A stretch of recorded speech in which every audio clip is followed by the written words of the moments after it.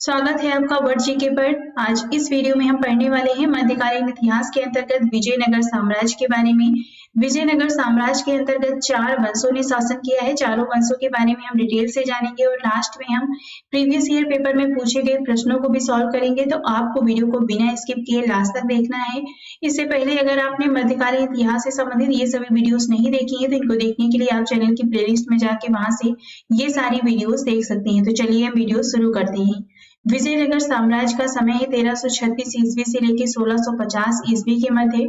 मोहम्मद तुगलक ने जब कंपली को विजिट किया तब कंपली राज्य के मंत्री हरिहर और बुक्का को बंदी बना लिया। इस मैप में आप देख सकते हैं नीचे यहाँ पर ये विजयनगर साम्राज्य है और यहाँ पे इसके बीच में यहाँ पे कंपली स्थित था। इसी को जब मोहम्मद तुगलक ने, तुगलक सल्तनत के बारे में हम पहले ही पढ़ चुके हैं, तुगलक वंश के बारे में दिल्ली सल्तनत के अंतर्गत। तो इस जब मोहम्मद बिन तुगलक ने जब दक्षिण भारत की विजय का अभियान अपना शुरू किया था तो उस समय यहाँ कंपली को विजिट किया था और यहाँ के मंत्री थे कंपली राज्य के हरिहर और बुक्का, इन्हें उसने बंदी बना लिया था और इन्होंने इस्लाम धर्म स्वीकार कर लिया। जब हरिहर और बुक्का को मोहम्मद बिन तुगलक ने बंदी बनाया तो ये इस्लाम धर्म को स्वीकार कर लेते हैं और बाद में तुगलक सेनापति के रूप में इन्हें दक्षिण भेजने का निश्चय किया जाता है। इस्लाम धर्म स्वीकार करने के बाद में इन्हें दिल्ली लाया जाता है और यहाँ पे इस्लाम धर्म स्वीकार कर लेते हैं। इसके बाद में यहाँ से इन्हें फिर से सेनापति के रूप में दक्षिण में भेजा जाता है, लेकिन हरिहर और बुक्का तुगलक सेना के साथ कंपली आए और उन्होंने कंपली में आते ही वहां पर विद्रोह आरंभ कर दिया। अंत में एक संत विद्यारण्य के प्रभाव में आकर वे पुनः हिंदू बन जाते हैं। ये जो संत विद्यारण्य है ये कहते हैं कि तुम हिंदू बन गए हो, तुम एक हिंदू शासक थे, तुमने मुसलमान बन गए हो, तुम्हें फिर से हिंदू में वापस आना चाहिए। तो यह पुनः हिंदू बन जाते हैं। विजयनगर को संस्थापित करने के लिए हरिहर एवं बुक्का अपने गुरु विद्यारण्य तथा वेदों के प्रसिद्ध भाष्यकार सायण से शिक्षा ली थी। विजयनगर साम्राज्य की स्थापना हरिहर तथा बुक्का ने 1336 ईस्वी में की थी। इस मैप की अगर हम यहाँ पे बात करें तो मैप में आप देख सकते हैं ये विजयनगर साम्राज्य है। नीचे जिस समय विजयनगर साम्राज्य का शासन चल रहा था उसी समय इससे ऊपर ये दक्कन का क्षेत्र आप देख सकते हैं। यहाँ पे बहमनी साम्राज्य था जो कि मुस्लिम साम्राज्य था और विजयनगर साम्राज्य हिंदू साम्राज्य था। तो इन दोनों के बीच में यहाँ पे ये जो रेड कलर से मैं लाइन खींच रही हूँ, यहाँ पे ये दो नदियां बहती हैं, तुंगभद्रा और कृष्णा नदी होती है। इनके बीच का जो क्षेत्र होता है, इस क्षेत्र के लिए इन दोनों वंशों के मध्य में झगड़ा होता रहता था क्योंकि ये विजयनगर साम्राज्य बहमनी की तरफ अपना साम्राज्य विस्तार करते थे और बहमनी साम्राज्य विजयनगर की तरफ अपने साम्राज्य का विस्तार करना चाहते थे। उसी समय उत्तर भारत में यहाँ पर दिल्ली सल्तनत का साम्राज्य था। तो ये आपको मैप माइंड में ध्यान में रख के चलना है। विजयनगर साम्राज्य में 4 वंशों ने लगभग 300 वर्षों तक शासन किया है। यह है संगम वंश, इसने किया है 1336 से लेकर 1485 ईस्वी तक शासन। इसके बाद आते हैं सालुब वंश, ये करते हैं 1485 से लेकर 1505 ईस्वी के मध्य शासन। तुलुक वंश का साम्राज्य आता है, ये करते हैं 1505 से 1570 ईस्वी के मध्य शासन। आरावीड वंश का शासन होता है 1570 से लेकर 1650 ईस्वी के मध्य। तो ये 4 साम्राज्य विजयनगर में शासन किए हैं। एक एक साम्राज्य के बारे में अब हम डिटेल से जानने वाले हैं। विजयनगर साम्राज्य की राजधानियां देखते हैं तो सबसे पहले इनकी राजधानी थी अनेकोंडी, फिर विजयनगर बनती है, इसके बाद वेनुगोंडा तथा चंद्रगिरी। तो ये राजधानियां हैं विजयनगर साम्राज्य की। आपको राजधानी भी ध्यान रखना है। विजयनगर साम्राज्य के अंतर्गत संगम वंश के शासक देखते हैं तो इसमें कई सारे शासक हुए हैं, लेकिन जो प्रमुख है वो है हरिहर राय प्रथम, बुक्का राय प्रथम, हरिहर राय द्वितीय, देव राय प्रथम, देव राय द्वितीय तथा इसके अंतिम शासक हैं विरूपाक्ष राय द्वितीय या फिर ये इसके अंतिम है प्रौढ़ राय द्वितीय, प्रौढ़ राय। तो ये इसके प्रमुख शासक है जो आपको ध्यान रखना है। अब हम देखते हैं संगम वंश के बारे में। इसका समय है 1336 ईस्वी से लेके 1485 ईस्वी के मध्य। हरिहर एवं बुक्का ने अपने पिता संगम के नाम पर संगम राजवंश की स्थापना करते हैं। अब देखते हैं हरिहर प्रथम के बारे में। इनका समय है 1336 से लेकर 1356 ईस्वी के मध्य। संगम वंश का प्रथम शासक हरिहर प्रथम था। इसने अनेकुंठी को अपनी राजधानी बनाया। हरिहर प्रथम ने बाद में विजयनगर को अपनी राजधानी बनाई, फिर इसी नगर के नाम पर विजयनगर साम्राज्य इसका नाम पड़ गया। इसी के समय 1347 ईस्वी में स्वतंत्र राज्य बहमनी साम्राज्य की स्थापना अलाउद्दीन बहमन शाह ने की थी। हरिहर प्रथम के ही समय, यहाँ ऊपर आप देख सकते हैं ये जो पीले कलर का क्षेत्र आपको दिखाई दे रहा है, ये बहमनी साम्राज्य है। इस साम्राज्य की स्थापना की जाती है 1347 ईस्वी में और 1356 ईस्वी में हरिहर प्रथम की मृत्यु हो जाती है। और नीचे का मैप में आप देख सकते हैं, जो नीचे का ग्रीन कलर का क्षेत्र देख रहे हैं, ये पूरा विजयनगर साम्राज्य है। इनके बाद शासक बनते हैं बुक्का प्रथम। इनका समय है 1356 से लेकर 1377 ईस्वी के मध्य।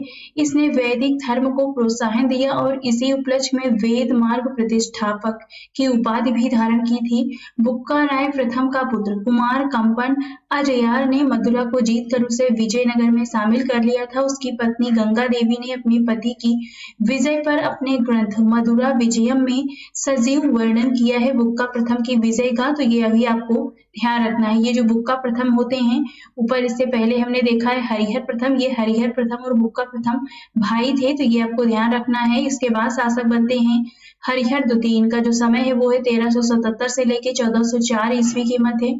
1377 ईस्वी में बुक्का की मृत्यु के बाद उसका पुत्र हरिहर द्वितीय सिंहासन पर बैठा। उसने महाराजाधिराज की उपाधि धारण की। उसने कैनारा, मैसूर, त्रिचनापल्ली, कांची आदि प्रदेशों को जीता और श्रीलंका के राजा से राजस्व वसूल किया। ये नीचे आप देख सकते हैं, इसने श्रीलंका के राजा से भी राजस्व वसूल किया था। हरिहर द्वितीय की सबसे बड़ी सफलता पश्चिम में बहमनी राज्य से बेलगांव और गोवा छीनना था। ये बहमनी राज्य आप देख सकते हैं ऊपर, यहाँ पर इस क्षेत्र में किनारे पर बेलगांव और गोवा है। इसने बहमनी साम्राज्य से बेलगांव और गोवा को छीना था। इसके बाद आते हैं विरूपाक्ष राय प्रथम। इनका समय है 1404 से लेकर 1405 ईस्वी के मध्य। ये हरिहर द्वितीय के पुत्र थे। इनके समय में कुछ खास कार्य नहीं हुए हैं, तो इन्हें हम नहीं पढ़ने वाले हैं। इसके बाद शासक बनते हैं बुक्का द्वितीय 1404 से लेकर 1406 ईस्वी के मध्य। ये विरूपाक्ष प्रथम के भाई होते हैं। इसके बाद आते हैं देवराय प्रथम। इनका समय है 1406 से लेकर 1422 ईस्वी के मध्य। इनके पिता राजा हरिहर द्वितीय थे। फिरोज शाह बहमनी से पराजित होने के कारण देवराय प्रथम ने अपनी पुत्री का विवाह फिरोज शाह के साथ में कर दिया था। इटली का यात्री निकोलो कॉन्टी विजयनगर की यात्रा पर देवराय प्रथम के शासनकाल में ही आया था। देवराय प्रथम ने तुंगभद्रा नदी पर एक बांध बनाया ताकि जल की कमी दूर करने के लिए नगर में नहरें लाई जा सके, जिससे जो पानी की व्यवस्था है उसकी व्यवस्था की जा सके। इसके बाद शासक बनते हैं रामचंद्र राय। ये 1422 में बहुत ही कम दिनों के लिए शासक बनते हैं कि देवराय प्रथम के पुत्र होते हैं। इसके बाद शासक बनते हैं वीर विजय राय 1422 से 1424 ईस्वी के मध्य। ये रामचंद्र के भाई थे। नेक्स्ट आते हैं देवराय द्वितीय। इनका समय है 1422 से लेकर 1446 ईस्वी के मध्य। यहाँ वीर विजय के पुत्र थे। संगम वंश का सबसे प्रतापी राजा देवराय द्वितीय था। इसे इमाज देवराय भी कहा जाता था। एक अभिलेख में देवराय द्वितीय को जग बेटकर यानी हाथियों का शिकारी भी कहा गया है, क्योंकि ये हाथी का शिकारी था। फारसी राजदूत अब्दुल रज्जाक देवराय द्वितीय के शासनकाल में विजयनगर की यात्रा करने आया था। तेलुगु कवि श्रीनाथ कुछ दिनों तक देवराय द्वितीय के दरबार में रहे हैं। देवराय द्वितीय ने अपनी सेना में मुसलमानों को भर्ती किया तथा उन्हें जागीरें भी प्रदान की थी। तो ये देवराय से संबंधित टॉपिक आपको ध्यान रखने हैं। इसके बाद शासक बनते हैं मल्लिकार्जुन। ये 1446 से लेकर 1465 ईस्वी तक शासक बनते हैं। देवराय द्वितीय के बाद उसका पुत्र मल्लिकार्जुन विजयनगर साम्राज्य का शासक बनता है। इसके बाद आते हैं विरूपाक्ष द्वितीय 1465 से लेकर 1485 ईस्वी के मध्य। फिर शासक बनते हैं प्रौढ़ राय। ये 1485 ईस्वी में कुछ ही दिनों के लिए शासक बनते हैं। यह संगम वंश का अंतिम शासक था। कहीं कहीं आपको विरूपाक्ष द्वितीय भी अंतिम मिल जाएगा, तो ये दोनों आप ध्यान रख सकते हैं। अब हम देखते हैं सालू वंश के बारे में। इनका समय है 1485 ईस्वी से लेकर 1505 ईस्वी के मध्य। चंद्रगिरी के सामंत नरसिंह सालू ने संगम वंश के अंतिम शासक प्रौढ़ देवराय को पदच्युत करके 1485 ईस्वी में सिंहासन पर अधिकार कर लिया एवं एक नवीन राजवंश सालू वंश की स्थापना कर दी। सालू वंश का संस्थापक सालू नरसिंह था। नरसिंह सालू के पुत्र इम्माड़ नरसिंह सालू वंश का अंतिम शासक था। तो सालू वंश से बहुत ज्यादा क्वेश्चन नहीं बनते हैं, आपको इतने ही टॉपिक ध्यान रखने हैं। अब हम देखते हैं तुलु वंश के बारे में। इसका समय है 1505 से लेकर 1570 ईस्वी के मध्य। इसके पहले शासक हैं वीर नरसिंह, इनका समय है 1505 से 1509 ईस्वी के मध्य। वीर नरसिंह ने सालू वंश का अंतिम शासक इमाड़ नरसिंह को पदच्युत करके सिंहासन पर अधिकार कर लिया एवं तुलुक वंश की नींव डाली। 1509 ईस्वी में उसकी मृत्यु के बाद उसका अनुज यानी छोटा भाई कृष्णदेव राय सिंहासन पर आसन करता है। इसके बाद अब देखते हैं कृष्णदेव राय के बारे में। इनका समय है 1509 से लेकर 1529 ईस्वी के मध्य। तुलुक वंश का महान शासक कृष्णदेव राय था। वह 8 अगस्त 1509 ईस्वी को शासक बना। बाबर ने अपनी आत्मकथा में कृष्णदेव राय को भारत का सबसे शक्तिशाली शासक बताया है। जिस समय कृष्णदेव राय का विजयनगर साम्राज्य पे शासन था, उसी समय उत्तर भारत में मुगलों का शासन आ गया था और यहाँ पे बाबर का साम्राज्य था। तो ये आपको ध्यान में रखना है। आगे की वीडियो में हम मुगल वंश के बारे में देखने वाले हैं। और इसने भारत को कृष्णदेव राय को भारत का सबसे शक्तिशाली शासक बताया है। विजयनगर के राजा कृष्णदेव राय ने गोलकुंडा का युद्ध में गोलकुंडा के सुल्तान कुली कुतुब शाह को पराजित किया था। यहाँ आप इस चित्र में देख सकते हैं, यहाँ पे ये गोलकुंडा है, यहाँ पे आप देख सकते हैं गोलकुंडा है। इसके शासक कुली कुतुब शाह को पराजित किया था कृष्णदेव राय ने। उसके शासनकाल को तेलुगु साहित्य का क्लासिक युग भी कहा जाता है। कृष्णदेव राय के शासनकाल को तेलुगु साहित्य का क्लासिक युग कहा जाता है। कृष्णदेव राय ने आंध्र भोज, अभिनव भोज, आंध्र पितामह आदि उपाधि भी धारण की थी। उसके दरबार को तेलुगु के 8 महान विद्वान एवं कवि सुसेवित करते थे, जिन्हें अष्टदिग्गज कहा जाता है। पांडुरंग महात्यम की रचना तेनाली रामकृष्ण ने की थी। ये जो 8 दिग्गज हैं, इसमें आपने तेनाली राम की कहानियां सुनी होंगी, तो ये वही थे तेनाली रामकृष्ण। इन्होंने पांडुरंग महात्यम की रचना की थी और ये इनके कृष्णदेव राय के 8 दिग्गज में से एक थे। कृष्णदेव राय ने तेलुगु में अमुक्त माल्याद एवं संस्कृत में जाम्बवती कल्याणम की रचना की थी। उसने नागलपुर नामक नगर की भी स्थापना की थी। इनका चित्र आप यहाँ पे देख सकते हैं, ये कृष्णदेव राय की मूर्ति है। कृष्णदेव राय ने हजारा एवं विठल स्वामी नामक मंदिर का निर्माण भी कराया था। इस चित्र में आप देख सकते हैं, ये हजारा मंदिर है और ये विठल स्वामी मंदिर है। यह हम्पी स्थित विठल मंदिर है। उसके समय में पुर्तगाली यात्री जोमिंगो पायस ने विजयनगर साम्राज्य की यात्रा की थी। कृष्णदेव राय की मृत्यु 1529 ईस्वी में हो जाती है। इसके बाद शासक बनते हैं अच्युत देव। इनका समय है 1529 से लेके 1542 ईस्वी के मध्य। कृष्णदेव राय का उत्तराधिकारी उसका भाई अच्युत देव राय हुआ। इसके शासनकाल में पुर्तगाली यात्री नूनीज विजयनगर की यात्रा पर आया था। तो ये विजयनगर है, यहाँ पे यात्रा करने आए थे नूनीज और यह एक पुर्तगाली यात्री थे। किसके समय में आए थे? अच्युत देव राय की। नेक्स्ट अब देखते हैं सदाशिव राय के बारे में। इनका समय है 1542 से लेके 1570 ईस्वी के मध्य। तालीकोटा के युद्ध के समय विजयनगर का शासक सदाशिव राय था, किंतु वास्तविक शक्ति जो थी उसके मंत्री राम राय के हाथों में थी। जब ये शासक बनता है तो इसके शासन की जो वास्तविक शक्ति होती है वो उसका मंत्री है एक राम राय, इसके हाथों में थी। जनवरी 1565 ईस्वी में तालीकोटा के प्रसिद्ध युद्ध में बीजापुर, अहमदनगर, गोलकुंडा और बीदर की संयुक्त सेनाओं ने विजयनगर को पराजित किया। युद्ध के मैदान में सेनापति राम राय मारा गया। इस युद्ध में सेना में केवल बरार शामिल नहीं था। आगे चल के जब हम पढ़ेंगे बहमनी साम्राज्य के बारे में, तो बहमनी साम्राज्य जो था ये 5 भागों में टूट जाता है। ये होते हैं बीजापुर, अहमदनगर, गोलकुंडा, बीदर और बरार। तो इसमें ये 4 तो तालीकोटा के युद्ध में भाग लेते हैं, लेकिन ये जो बरार होता है ये शामिल नहीं होता है, क्योंकि इसका यहाँ पे दूसरे के साथ में युद्ध छिड़ा रहता है। फरिश्ता के अनुसार यह युद्ध तालीकोटा में लड़ा गया, किंतु युद्ध का वास्तविक क्षेत्र राक्षसी एवं तगड़ी नामक 2 ग्रामों के बीच में स्थित था, इसलिए इसे राक्षसी एवं तगड़ी का युद्ध भी कहते हैं। तालीकोटा युद्ध के बाद सदाशिव ने तिरुमल के सहयोग से पेंगकोंडा को राजधानी बनाकर शासन करना प्रारंभ कर दिया। ये तिरुमल इसका एक मंत्री होता है, इसके सहयोग से ये शासन करना प्रारंभ कर देता है। नेक्स्ट देखते हैं अरावीड वंश की स्थापना। 1570 ईस्वी के लगभग तिरुमल ने सदाशिव को अपदस्थ करके पेनुकोंडा में कर दी थी। इसके बाद देखते हैं अरावीडु वंश के बारे में। इसका समय है 1570 से लेकर 1672 ईस्वी के मध्य।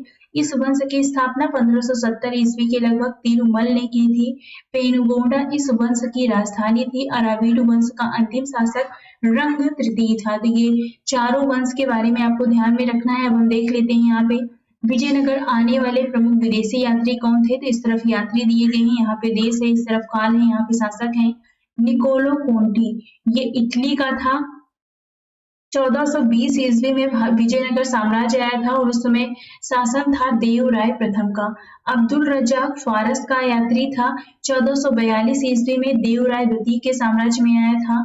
नेक्स्ट आते हैं नूनिज, ये पुर्तगाल के यात्री थे। 1535 ईस्वी में अच्युत राय के समय में आते हैं। डोमिंग पायस, ये भी पुर्तगाल के थे। 1515 ईस्वी में कृष्णदेव राय के शासनकाल में विजयनगर की यात्रा करते हैं। फिर आते हैं बारबोसा, ये पुर्तगाल के थे। 1515 से 1516 ईस्वी के मध्य विजयनगर में आते हैं। उस समय वहां का शासन था कृष्णदेव राय का। तो ये विजयनगर आने वाले प्रमुख विदेशी यात्री हैं। यहाँ से एग्जाम में प्रश्न बनते हैं, आपको इन्हें ध्यान में रखना है। अब कुछ महत्वपूर्ण तथ्य देख लेते हैं विजयनगर साम्राज्य से संबंधित। विजयनगर राज्य में राजस्व का सर्वाधिक महत्वपूर्ण स्रोत भूमि कर था।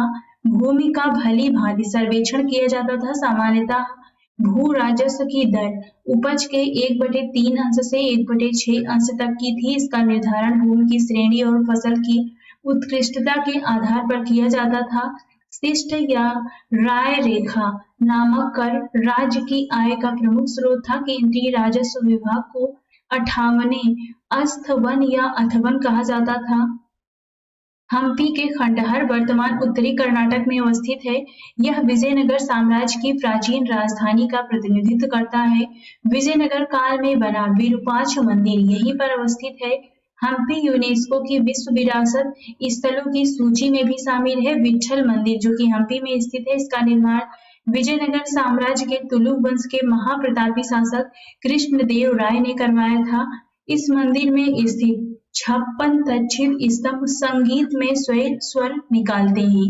यहाँ पे आप इस चित्र में देख सकते हैं, ये विजयनगर साम्राज्य है और ये इसकी राजधानी है। ये क्षेत्र आप देख सकते हैं कर्नाटक, आंध्र प्रदेश, तमिलनाडु और यहाँ पे ये केरल, ये सभी क्षेत्र। और इस तरफ आप देख सकते हैं यहाँ पे ये जो गोवा जीता था, तो इस तरफ का ये भी क्षेत्र अपने साम्राज्य में ये मिला लेते हैं।